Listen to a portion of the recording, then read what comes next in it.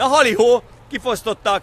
Másik Mészáros ház, ugye, ami a hivatalos, a bejegyzések szerint, a cégnyilvántartások szerint, ez a főúti ház Felcsúton, ugye Mészáros Lőrinc, MKB tulajdonos, és ezen kívül pedig ugye a közvélekedés szerint Orbán Viktor strómanja, tehát ebben az esetben viszont a te pénzedből keres, vagy a te adományaidból keres minden órában 11 milliót, ha csak a ragasztó kell, akkor itt van Marika.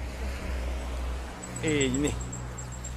Ugye mint MKB tulajdonosnak jár a végrehajtások leállítását célzó felhívás, mert ugye az MKB bank is végrehajtja az ingatlanokat, jogtalan követelésekre építve, és hát természetesen a strómanság miatt pedig a ne lopj, ugye a Fidesszel együtt lopnak. Valakinek volt itt gondolata, aki mondani akarta, hogy itt majd lesz. Igen, mindjárt Istvánnak jelezte, hogy itt mindenképpen szeretne pár szót mondani. Addig is nagyon fontos, hogy cselekedj, és te magad is tegyél azért, hogy ez egy jobb ország legyen, egy kicsit másképp tudjunk benne élni. Marika közben felszereli, valamiért nem ragad arra. Ragd ide, ragadt erre a fára, mert oda valamiért nem ragad. A rengeteg pénzt, amit elszórnak, és amit ugye egy kézbe próbálnak szedni, és sokkal jobb lenne és hatékonyabb lenne, hogyha mindezt mondjuk az egészségügybe, az oktatásba, a tanításba, netántán az igazságszolgáltatásba próbálnak bevetni, hogy ne legyen érdeke egyetlen egy jogalkalmazónak, nevezzük nevén bírónak, hogy pénzért esetleg megvehető legyen, vagy esetleg utasítani lehessen bármire, mert annyi a fizetése amennyi, és független legyen mindentől. De mindaddig, amíg egy helyről csepereg a pénz, addig mindez megvalósíthatatlan lesz. Így van, így van. 2018 4. hó 12-én nyilatkozta Mészáros Lőrinc az RTL Klub híradóban, hogy amit elértem, azt magamtól értem el, dolgoztam.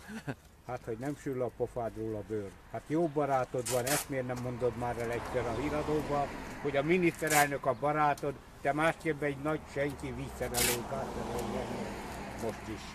Hajrá! Így van. Abszolút, abszolút jó a gondolat. És akkor 60 puszta lesz a következő állomás, tehát ezt mindenkinek jelezzük, hogy a sárga virág az ott benne a postaládában.